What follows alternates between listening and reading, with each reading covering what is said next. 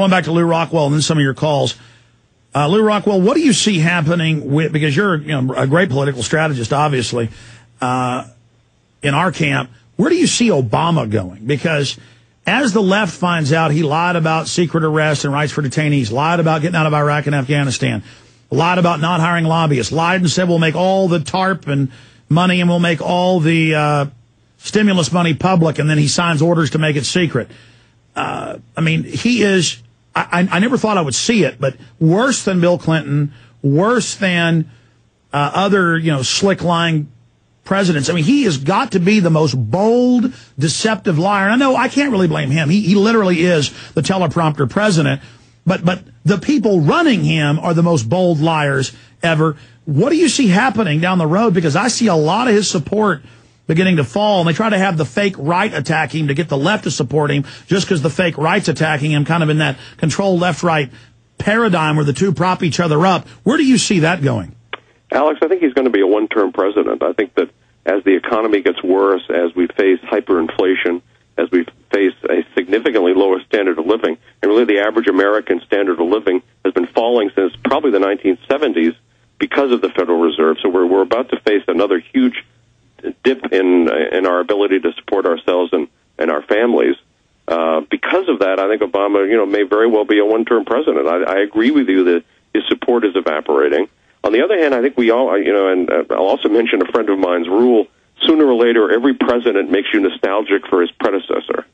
I mean, I'm even starting to miss Bush a little bit. Exactly. On the other hand, we all have to remember that this vast apparatus of the regime, the president's like a sticky face on the lapel of the suit.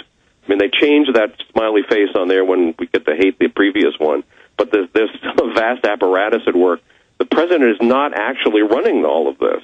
There are many other people involved, both in special interest and in the state itself. But I think because of what the Federal Reserve has unleashed, with what they've done since last fall, especially, although really since 2001 and since 1998 and since 1913 in another sense, that Obama is going to be deeply undermined. I think they're going to have another candidate.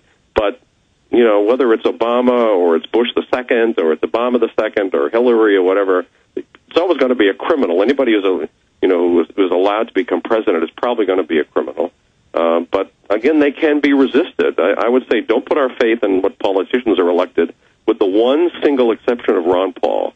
I would say he's the only, in a very long time, the only decent politician there is, the only decent public official.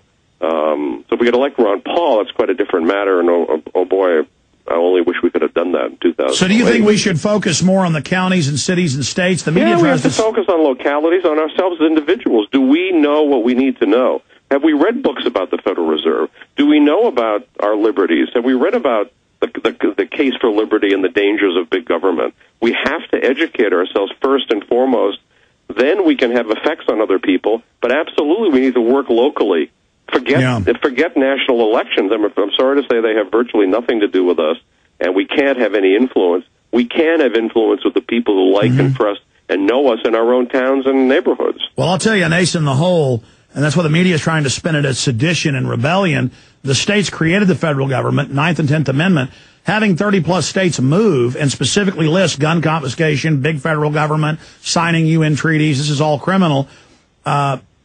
To have the states beginning to declare their rightful sovereignty, that is another big solution, and that scares them to death. I've read not just inside Bilderberg Group connections, but later their think tanks putting out exactly what we hear 6 months earlier from our sources, then is being put out by their mouthpieces, that they are scared of Ron Paul. They are scared of the student movements. Students finding out it's not about liberal or conservative, it's about freedom and shattering the paradigm. They are scared of states' rights in counties and cities. They are scared to death of the fact that Americans are buying guns at record rates. Not that we're going to have a shooting war, but that the people are, well, look at the polls. We're becoming a pro-Second Amendment culture again, and even liberals are getting into it. I mean, there's a lot to be positive about, Lew, as you're saying, but I see that as the reason the establishment is kind of taking the velvet glove off and bringing the iron fist in a desperate gamble to try to keep us on the reservation. I know of a gun shop that has a picture of Obama on the wall, and the label underneath says, "World's Greatest Gun Salesman." So just like Clinton, was responsible for Americans arming themselves. So was Obama responsible for people arming themselves. So this is, of course, all to the good. But they do fear states' rights. It was the evil first Republican president, Abe Lincoln, who said that the federal government created the states. Just one of the many lies he told. Of course, he used to say the states created the federal government. What a mistake, by the way. But anyway, it's wonderful to see states' rights being discussed again. It's wonderful to see secession being discussed again. They thought they had abolished all of this by force of arms and the bullet and the artillery and so forth in 1865. They didn't. They didn't end the cause of freedom, the cause of secession, of decentralization, of local freedoms, as versus Lew, this highly centralized state. What should the Pentagon, and we're going to take a few calls and let you go, what should the Pentagon brass be thinking?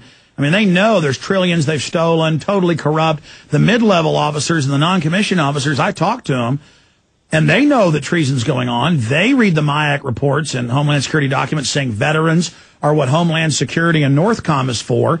The veterans are beginning to discover that Homeland Security is themselves with a gun in their hand with it to their heads. Just like with Hitler, most of his apparatus was about controlling his own state. Same thing with Mao or the Soviets. Ron Paul getting more money than any other candidate from the military. I think the globalists are really a paper tiger unless they can stage things and trick us into going along with them. Well, it's actually one of the happy events of, I guess, of just human nature, that within the state and within special interests, they all hate each other's guts. So the FBI hates the CIA. The CIA is far more worried about the FBI than any alleged terrorists coming over here. And that's, they focus the whole Pentagon. The Army hates the Navy. The Air Force hates the Coast Guard or whatever. They all hate each other's guts. They're all focused on each other. Various interest groups. The banks hate Wall Street. They all cooperate together to rip us off, but they all hate each other. And because they all hate each other and are competing with each other and seeking to hurt the other to get themselves more money and more power over us, this is all to our good, that there's this infighting. Again, so the genius of the founding fathers. Is great. Gridlock is good. You're always saying, we want to end the gridlock, a centralized power.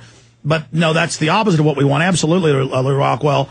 And that's what the founding fathers talked about, was the separation of powers, to have all these powerful interests coming against each other so they could never combine against the people. Well, Abraham Lincoln, of course, ended that when he destroyed the original republic and set up what we should really think of as the Second Republic, the Second American Republic, an entirely new form of government, and a bad one. Yeah, really, it's a centralized kind of imperium of whoever controls D.C. Well, Robert E. Lee had a very interesting correspondence with Lord Acton after the war, and Acton wrote him, and he said, I'm just heartsick over the fact that you lost, because I know you were fighting the battle of liberty for all of us. And Robert E. Lee wrote back, and he said, because we lost, we will now see the federal government become a despotism at home and an empire overseas. And, of course, that's exactly right. But those that liked empire in England then cozied up. They said, oh, now we can work with you. Oh, disgusting. Well, the U.S. is in fact the greatest empire in the history of the world. It's got far more colonies, far more dependencies. We make the Romans, the British, the rest of them just look like dirt under our feet. The U.S. government is the biggest empire ever to exist, but there are problems in that. There are calculation problems. There's a reason that, for example, they can't build themselves a good-looking memorial anymore. If you take a look at the memorials they build themselves to their various wars and other murderous expeditions there in Washington, the recent ones are all ugly. The FDR memorial is ugly. The World War II memorial is ugly. The Korean War memorial is ugly. The Vietnam War memorial is quite a striking thing, but that was built outside the government, and the whole national media hated it and so forth. But if you look at the things the federal government is doing, whether it's the stuff in New Orleans after the hurricane, everything they do is a disaster. So the bigger the thing becomes, the less efficient it becomes, the more bureaucratic it becomes. It's like a great beast stumbling around half blinded. If you end up under one of its feet, you're dead. But it is possible to avoid the feet. So it's like Frankenstein. Well, it is like Frankenstein, yeah, only Frankenstein didn't take our money.